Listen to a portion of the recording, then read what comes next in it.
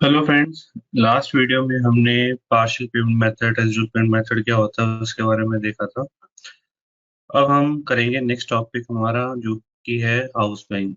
सबसे पहले house bank को समझ लेते हैं। हाउस बैंक होता क्या है। हाउस बैंक जितने भी बैंक्स हैं और उनकी ब्रांचेज है उनको हम हाउस बैंक कहते हैं। फॉर एग्जांपल एचडीएफसी बैंक है, आईसीआईसी बैंक है और एसबीआई है, ये सारे हाउस बैंक हैं। इनकी जितनी भी ब्रांचेज है वो भी हाउस बैंक कहलाती हैं। जैसे कि एसबीआई है, उसकी 10 ब्रांचेस हमारे पास हैं जहाँ पे हमारे करंट अकाउंट है। तो वो जो 10 ब्रांचेस है उनको हम as a house bank SBI में सेटअप करेंगे। जब भी आप कोई भी हाउस बैंक को एसबीआई में सेटअप करोगे तो सिस्टम आपसे दो चीजें पूछेगा। सबसे पहले कि उस हाउस बैंक की कंट्री क्या है। दूसरा, उस हाउस बैंक का आईएफएससी कोड क्या है। उसके बाद आप उस हाउस बैंक की इंफॉर्मेशन दोगे, उसका हाउस बैंक का नाम क्या है, एड्रेस क्या है, स्विफ्ट कोड अगर कोई है, या ब्रांच क्या है, रीजन कोड क्या है, ये सारी इन्फॉर्मेशन आप प्रोवाइड करोगे। हाउस बैंक हमने मेंटेन कर दिया। अब उस हाउस बैंक में हम अपने काफी सारे अकाउंट्स को मेंटेन करते हैं। जैसे कि करंट अकाउंट है, ओडी अकाउंट है, वर्किंग कैपिटल अकाउंट है, डिस्बर्समेंट अकाउंट है, कलेक्शन अकाउंट्स है। तो जितने भी हमारे अकाउंट्स हैं उन अकाउंट्स को हम बोलते हैं अकाउंट आईडी। अब इन अकाउंट आईडी के साथ आप क्या अटैच करोगे, आप अटैच करोगे जीएल। जैसे आपने कैश का जीएल बनाया वैसे आप बैंक का जीएल बना सकते हो।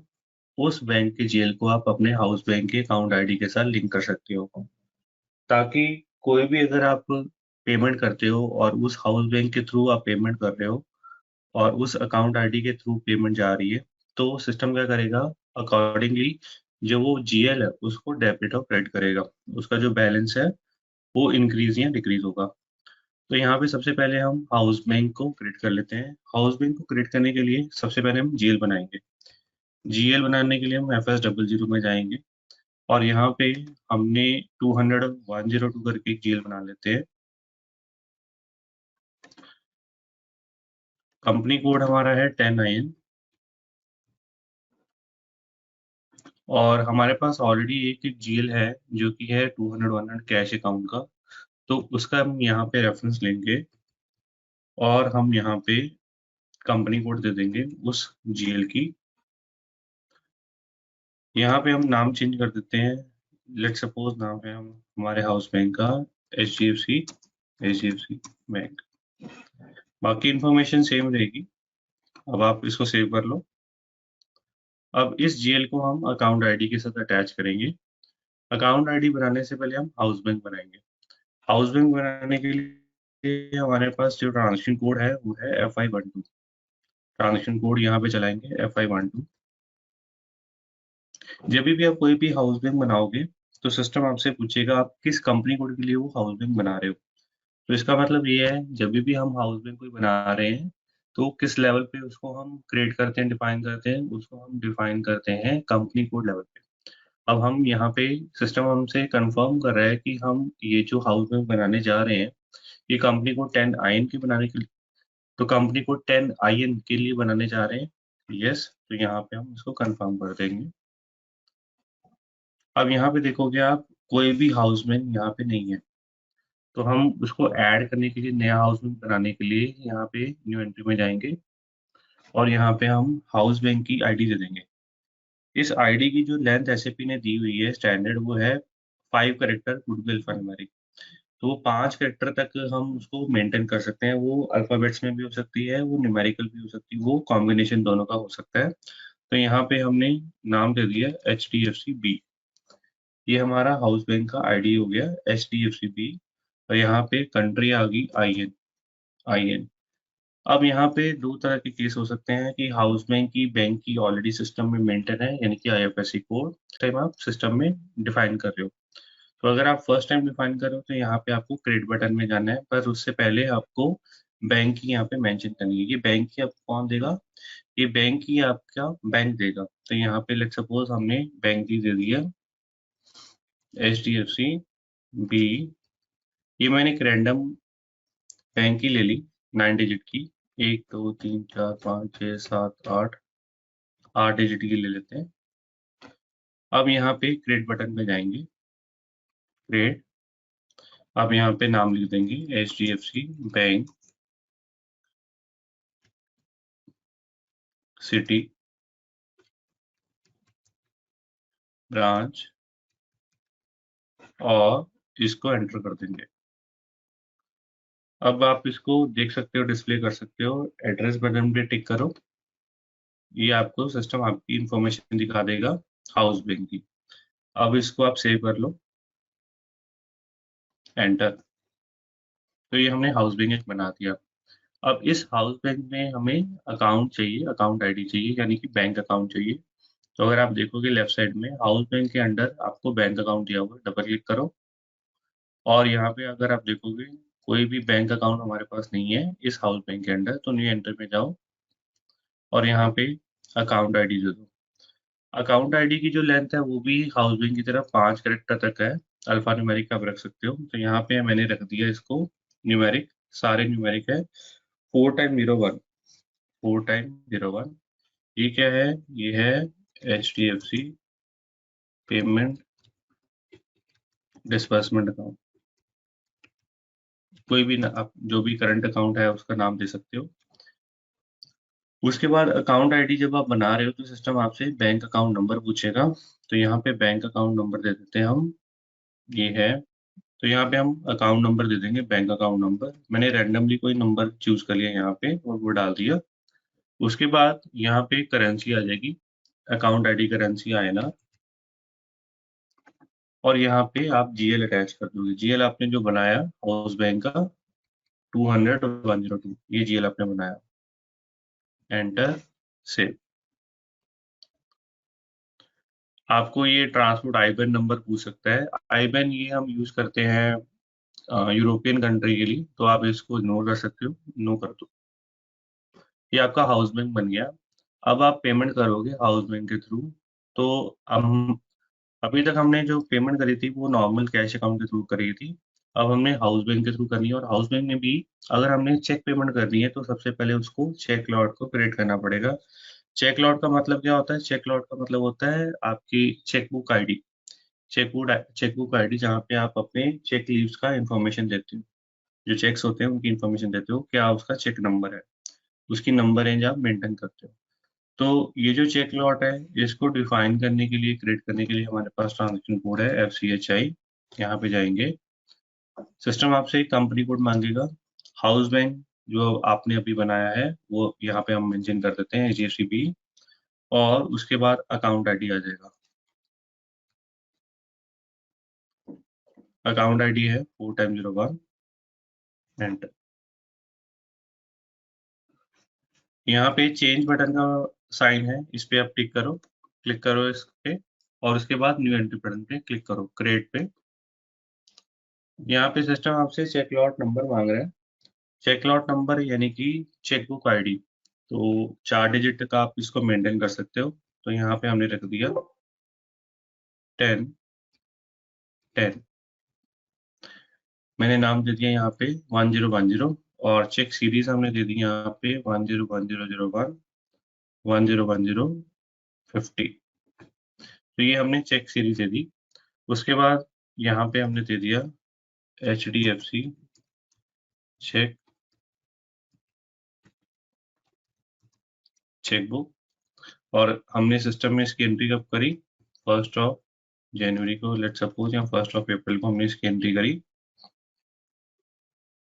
या इस महीने में भी आप एंट्री अगर की है तो उस डेट डाल सकते हो। एंटर, सेव कर दो। पेमेंट करने से पहले हम एक इनवॉइस क्रिएट कर लेते हैं।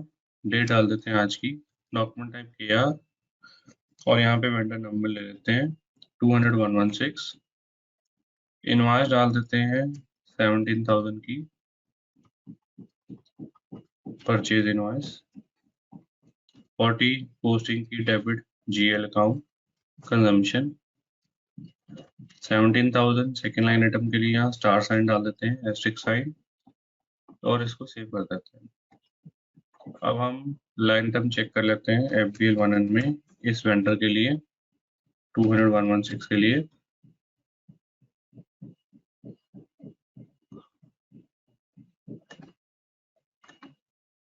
तो हमारे पास दो इनवॉइसेस हैं जो कि ड्यू है 17,000 और 2,000। अब दोनों की अगर आपने पेमेंट करनी है तो आप F-53 में जाओ, चेक पेमेंट के थ्रू आप इसकी पेमेंट अगर करना चाहते हो तो यहाँ पे आज की डेट आ जाएगी, डॉक्यूमेंट टाइप सेम आ जाएगी KZ मैनुअल पेमेंट, और यहाँ पे आप GL दोगे जिसके साथ आपने अपने हाउस बैंक को लिंक किया हुआ है। तो हमने अपने हाउस बैंक को लिंक किया हुआ है 200 तो हमने अपने हाउस बैंक को लिंक किया हुआ है 200 के साथ, तो यहाँ पे वो GL डाल दिया। अमाउंट ये आपका आ गया 19,000, 2,000 और 17,000, और यहाँ पे पेमेंट थ्रू बैंक और 200 116 वेंडर के लिए। तो ये आपकी दो इनवॉइसेस है जिसकी आप पेमेंट कर रहे हो, सेव कर दो। अब ये आपका पेमेंट डॉक्यूमेंट नंबर है 2308, ये आपका पेमेंट डॉक्यूमेंट है। अब इस पेमेंट डॉक्यूमेंट के साथ आप चेक को अटैच करोगे, मैनुअल आप उसको असाइन करोगे। इसको आप ऑटोमेटिक भी कर सकते हो, वो हम ऑटोमेटिक पिन प्रोग्राम में देखेंगे, बट आप इसको मैनुअली असाइन करने के लिए ट्रांजैक्शन कोड यूज करोगे FCH5। मैनुअली चेक अपडेशन के लिए ट्रांजैक्शन कोड है FCH5। यहाँ पे आप FCH5 में जाओगे तो सिस्टम आपका जो भी current latest payment document number है वो दिखा देगा, कंपनी कोड, फिजिकल ईयर। यहाँ पे आप स्पेसिफाई करोगे जो आप चेक इशू करना चाहते हो वो कौन से हाउस बैंक के अंडर कौन सा अकाउंट आईडी और उसके अंदर कौन सा चेक है, चेकबुक है जिसके थ्रू आप वो चेक इशू करना चाहते हो उस पेमेंट के लिए। तो हमारे पास हाउस बैंक है HDFC, अकाउंट आईडी है 41001 और चेक नंबर है 101001। तो ये जो चेक है वो मैं इशू करना चाहता हूँ, एंटर।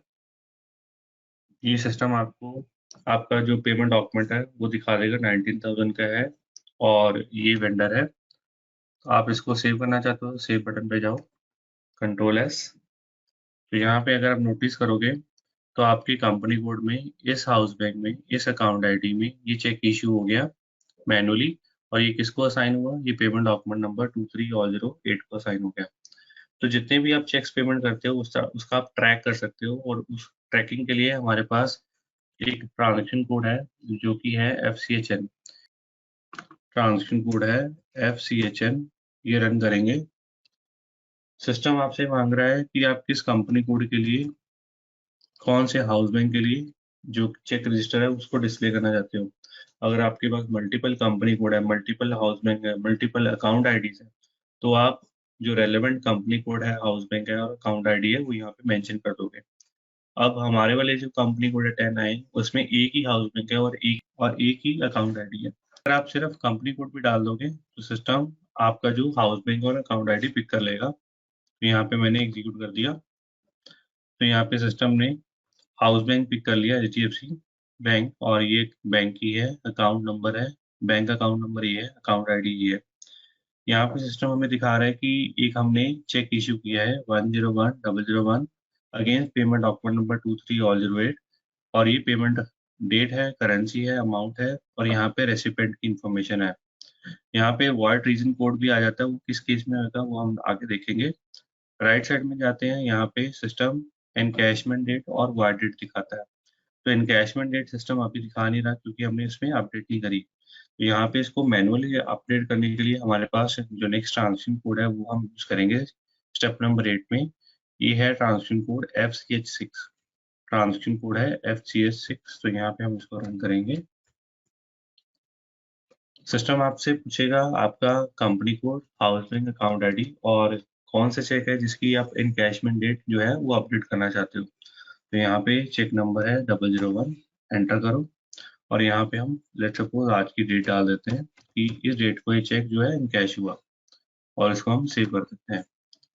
अब सेव करने के बाद आप दोबारा से हाउस बैंक अब सेव करने के बाद आप दोबारा से चेकबुक इंफॉर्मेशन में जाओ, और वहाँ पे अगर आप देखोगे तो सिस्टम आपको आपकी जो इनकैशमेंट डेट है वो भी डिस्प्ले करेगा। तो यहाँ पे हम इसको एग्जीक्यूट कर देते हैं। ये हमारा चेक रजिस्टर है। राइट साइड में जाएंगे तो अगर आप देखोगे यहाँ पे सिस्टम ने एनकैशमेंट डेट को अपडेट कर दिया। अब इससे नेक्स्ट क्या है, अब आपके पास कुछ ऐसे चेक्स हैं जो कि पुराने हो गए हैं, फट गए हैं, जो कि लॉस्ट हो गए हैं, जो आपने यूज नहीं किए हैं किसी वेंडर की पेमेंट के लिए।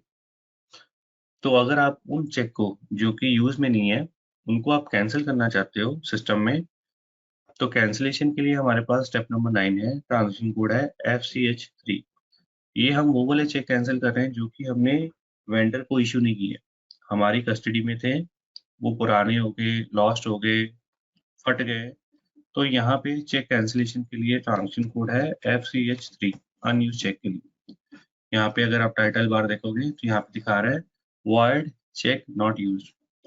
तो यहाँ पे अगेन आपको कंपनी कोड देना है, हाउस बैंक अकाउंट आईडी, और चेक नंबर या चेक सीरीज देनी है जो कि आप कैंसिल करना चाहते हो। तो फॉर एग्जांपल, अगर हम कैंसिल करना चाहते हैं चेक नंबर 1002 से लेके चेक नंबर 10100 और लेट्स से 101010, ये जो चेक सीरीज है इसको आप कैंसिल करना चाहते हो। जब भी आप कोई भी चेक को कैंसिल करोगे तो सिस्टम आपसे रीजन मांगेगा कि आप उस चेक को क्यों कैंसिल कर रहे हो, क्यों वॉइड कर रहे हो। तो यहाँ पे हमें कुछ रीजन कोड सिस्टम में दिए हुए हैं। अगर आप कुछ नया रीजन क्रिएट करना चाहते हो, आप खुद का नया रीजन क्रिएट करना चाहते हो, तो आप यहाँ पे नया रीजन क्रिएट कर सकते हो। उसके लिए अलग से ट्रांजेक्शन कोड है, ये है आपका FCHV। FCHV, तो यहाँ पे हम इसको क्लोज करके एक नया रीजन कोड क्रिएट कर लेते हैं। ट्रांजेक्शन कोड रन करते हैं FCHV, न्यू एंट्री पे जाओ। आपका जो रीजन कोड है वो यूनिक होना चाहिए, वो तो यहाँ पे हमने जो रीजन कोड देना है वो देना है डिजिट में, 2 कैरेक्टर तक का होगा ये। तो यहाँ पे रीजन कोड है लेट्स सपोज 33। तो ये है हमारा check word testing region code है, कंपनी कोड 10 के लिए। एंटर कर दो। 33 ऑलरेडी सिस्टम में एग्जिस्ट करता है, तो मैं यहाँ पे डाल देता हूँ नंबर रेंडमली 83। 83 सिस्टम में एग्जिस्टिंग करता, इसको सेव कर लिया।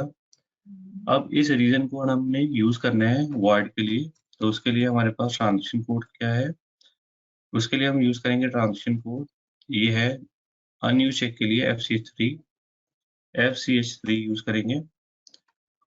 यहाँ पे चेक सीरीज डाल देंगे जो हमने कैंसिल करनी है। अगर आप यहाँ पे चेक नंबर 101 डालते हो, अगर आप यहाँ पे चेक नंबर 101001 डालते हो जिसकी आपने ऑलरेडी पेमेंट कर दी है, तो यहाँ पे आपने रीजन डाल दी 83, जो कि हमने आज ही बनाया है, जो हमने यहाँ पे रीजन कोड को डिफाइन किया, और इसको आप वाइड बटन पे टिक करते हो तो सिस्टम इसकी परमिशन ही देगा।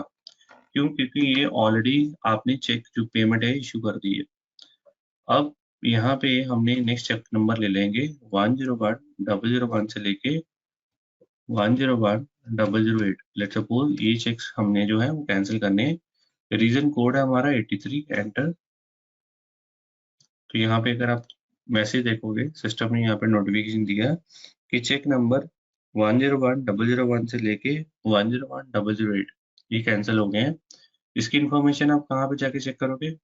उसके लिए आप वंस अगेन कहाँ पे जाओगे? चेक रजिस्टर में, और चेक रजिस्टर को डिस्प्ले करने के लिए हमारे पास ट्रांजेक्शन कोड है FCHN। एंटर करेंगे, यहाँ पे कंपनी कोड आ जाएगा और एग्जीक्यूट करेंगे। तो यहाँ पे सिस्टम आपको दिखा देगा जो आपके अनयूज चेक हैं, ये है 1010010108, ये सारे कैंसिल हो गए हैं। किस रीजन कोड से हुआ है? तो यहाँ पे देखो रेसिपिएंट नेम नहीं आ रहा, अब रीजन कोड आ रहा है, क्योंकि ये चेक जो है वो इश्यू नहीं हुआ है किसी को, ये हमने कैंसिल किए हैं।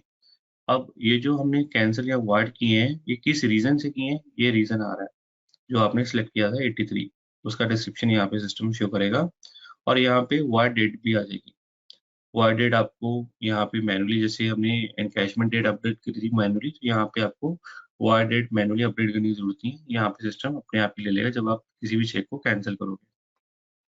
तो ये हो गया आपका अनयूज चेक कैंसिलेशन। इसके बाद है, आपको आपने अगर कोई चेक इश्यू किया है और वो चेक जो है वो पेमेंट बैंक से अभी क्लियर नहीं हुई है, तो उसको अगर आपने कैंसिल करना है, तो उसको कैंसिल करने के लिए हमारे पास ट्रांजेक्शन कोड है FCH8। ट्रांजेक्शन कोड है FCH8।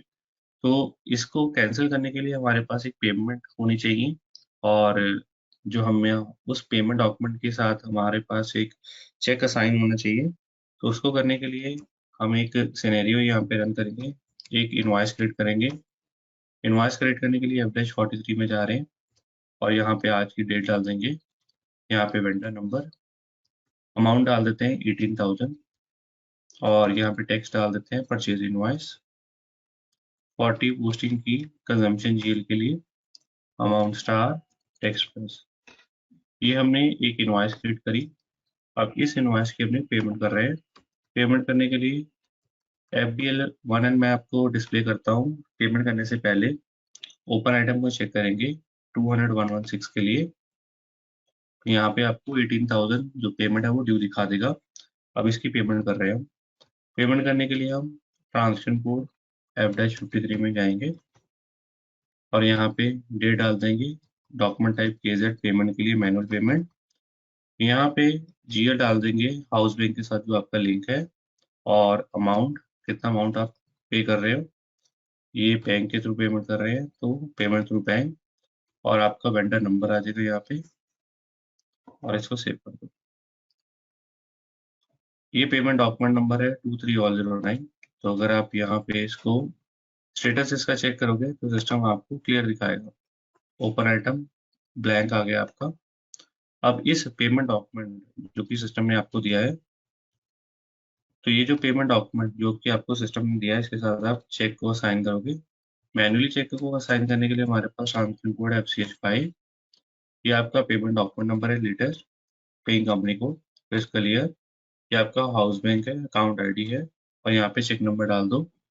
ये है आपका 101,009। ये चेक नंबर डाल दिया, सेव कर दिया। अब अगर आप देखोगे यहाँ पे चेक रजिस्टर में FCHN में 10IN कंपनी कोड के अंडर, तो आपको दिखा देगा ये चेक जो है वो हमने वेंडर को इश्यू कर दिया है 18,000 का। ये पेमेंट डॉक्यूमेंट नंबर है 2309 और ये चेक नंबर है 101,009। अगर आप राइट साइड में देखोगे तो ये अगर आप कैंसिल करना चाहते हो तो ये एनकैशमेंट डेट यहाँ पे नहीं आनी चाहिए, ये ब्लैंक होना चाहिए। तो यहाँ पे 18,000 का एनकैशमेंट डेट नहीं है, तो हम इसको कैंसिल करना चाहते हैं। तो कैंसिल का इम्पैक्ट क्या होगा? कैंसिल का इम्पैक्ट ये होगा, अभी अगर आप देखोगे इसकी line item system clear show हो रहा है। यहाँ पे आप लाइन आइटम चेक करोगे, इस वेंडर के लिए क्लियर शो हो रही है। बट जब हम पेमेंट को कैंसिल कर देंगे तो वो लाइन आइटम ऑटो जनरेट हो जाएगी। जो लाइबिलिटी है वो दोबारा से क्रिएट हो जाएगी, सिस्टम उसकी ऑब्लिगेशन दोबारा से क्रिएट कर देगा। तो यहाँ पे अगर हम कैंसिलेशन करते हैं उसका, तो कैंसिलेशन में दो चीजें होंगी यहाँ। सबसे पहले तो आपका चेक कैंसिल होगा। दूसरा, जो आपका पेमेंट डॉक्यूमेंट है आपने जो इश्यू किया वो भी रिवर्स होगा।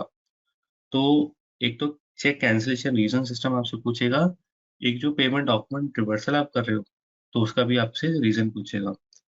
तो यहाँ पे चेक पेमेंट कैंसिलेशन के लिए हमारे पास ट्रांजेक्शन कोड है FCH8। ट्रांजेक्शन कोड है FCH8। यहाँ पे once again company code information, house bank और अकाउंट आईडी इन्फॉर्मेशन आपको डाल के यहाँ पे जो आप चेक कैंसिल करना चाहते हो वो यहाँ पे डालोगे। और यहाँ पे जैसे मैंने आपको बोला था कि दो रीजन कोड सिस्टम आपसे मांगेगा, एक तो जो चेक कैंसिल कर रहे हो उसका रीजन कोड, एक जो आपका पेमेंट डॉक्यूमेंट रिवर्स होगा उसका रीजन कोड। तो यहाँ पे वाइड रीजन कोड डाल देते हैं 83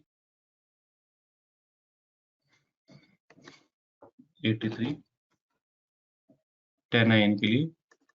और ये हमने यहाँ पे रिवर्सल रीजन जो है वो सिलेक्ट कर लेते हैं।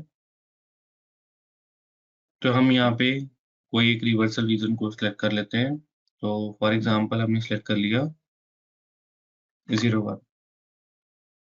तो यहाँ पे कैंसिल बटन दिया हुआ है, इसको आप टिक करोगे।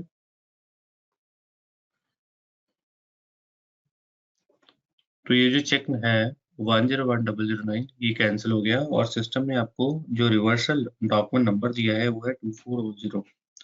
तो इसको चेक करने के लिए इसका इम्पैक्ट चेक करने के लिए आप ओपन आइटम में दोबारा जाओगे, एग्जीक्यूट करोगे।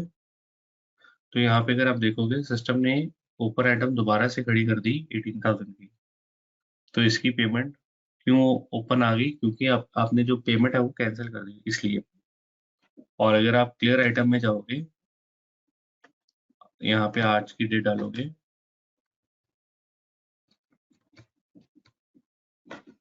एग्जीक्यूट करो, तो ये जो आपका पेमेंट डॉक्यूमेंट नंबर था 18,000, उसको सिस्टम ने उसके अगेंस्ट 2400 जो है रिवर्सल डॉक्यूमेंट नंबर क्रिएट कर दिया। तो इसका इफेक्ट देखोगे प्लस माइनस ये कैंसिल हो गया, जीरो हो गया। तो ये जो लाइबिलिटी थी आपकी, यहाँ पे ऑल आइटम में जाएंगे, एग्जीक्यूट करेंगे, और ऑल आइटम में डेट सिर्फ आज की डाल देते हैं, एग्जीक्यूट। तो यहाँ पे अगर आप देखोगे 18,000 प्लस माइनस ये जीरो हो गया, और 18,000 माइनस ये लाइबिलिटी क्रिएट हो गई। तो ये है जब हम कोई भी चेक को कैंसिल करते हैं जो कि इशू किया हुआ था वेंडर को, बट अभी तक कैश नहीं हुआ। उसके बाद अगर आपने बैंक स्टेटमेंट जो है वो सिस्टम में डिस्प्ले करना है अपने कस्टमर या वेंडर के लिए, तो उसके लिए आपको कॉरेस्पॉन्डेंस जो आईडी एसएपी ने दिया हुआ है, तो वो कॉरेस्पॉन्डेंस आईडी जो है अपने कंपनी कोड के साथ अटैच करना है। फिर उसके बाद अपने वेंडर को सिलेक्ट करना है, आपको क्या डेट रेंज चाहिए स्टेटमेंट का वो देना है। फिर उसके बाद आप उस वेंडर का स्टेटमेंट सिस्टम में डिस्प्ले कर सकते हो। तो उसके लिए 3 स्टेप्स हैं। सबसे पहले OB78 ट्रांजेक्शन कोड है, उसको रन करेंगे। यहाँ पे जैसे मैंने आपको बताया कि जितने भी आपने कॉरेस्पॉन्डेंसेस यूज़ करनी है, जैसे कि स्टेटमेंट जो अकाउंट स्टेटमेंट है वो उसमें से एक है कॉरेस्पॉन्डेंसेस में, SAP 06 का आईडी है, ये SAP ने स्टैंडर्ड दिया हुआ। और भी काफ़ी सारे अदर जो कॉरेस्पॉन्डेंस आईडीज़ हैं, जैसे कि payment notice with line item, without line item, sales payment notice to sales department, payment notice to accounting department. तो ये काफ़ी सारे कॉरेस्पॉन्डेंसेस ऑप्शन दिए हुए हैं अगर आपने उसको यूज़ करना है। तो यहाँ पे फॉर एग्जांपल हमें यूज़ करना है स्टेटमेंट ऑफ अकाउंट या अकाउंट स्टेटमेंट। उसके लिए हमारे पास आईडी क्या है, SAP 06। तो इस आईडी को हम लिंक कर देते हैं, असाइन कर देते हैं कंपनी कोड के साथ। कंपनी कोड है 10IN, एंटर, और इसको सेव कर लेते हैं। उसके बाद नेक्स्ट स्टेप है, वेंडर को सिलेक्ट करेंगे, ट्रांजेक्शन कोड FB12 में जाके कंपनी कोड आईडी 10IN, और यहाँ पे कौन सा कॉरेस्पॉन्डेंस आईडी आप यूज करना चाहते हो, SAP 06 जो कि है statement of account. Vendor number हमारा है 200-116, और यहाँ पे कस्टमर और वेंडर दोनों के लिए यूज कर सकते हो। तो यहाँ पे हमने जो वेंडर नंबर है वो वेंडर फील्ड में डाल देंगे। उसके बाद पोस्टिंग रेंज डाल देंगे 1 अप्रैल से लेके अभी तक 17 अक्टूबर, और कंटिन्यू। अब ये स्टेटमेंट रिक्वेस्ट क्रिएट हो गई। अब इसको जनरेट करने के लिए ट्रांजेक्शन कोड है F.64, उसको रन कर लेते हैं, F.64।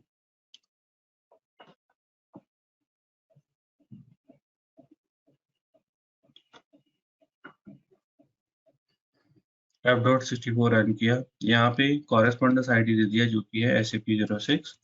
कंपनी कोड आईडी दे दिया, जो कि है 10IN। और यहाँ पे अकाउंट टाइप हम वेंडर के लिए यूज करते हैं के, कस्टमर के लिए यूज करते हैं डी। तो यहाँ पे हमने वेंडर का स्टेटमेंट ऑफ अकाउंट जनरेट करना है, तो यहाँ पे अकाउंट टाइप दे दिया हमने के।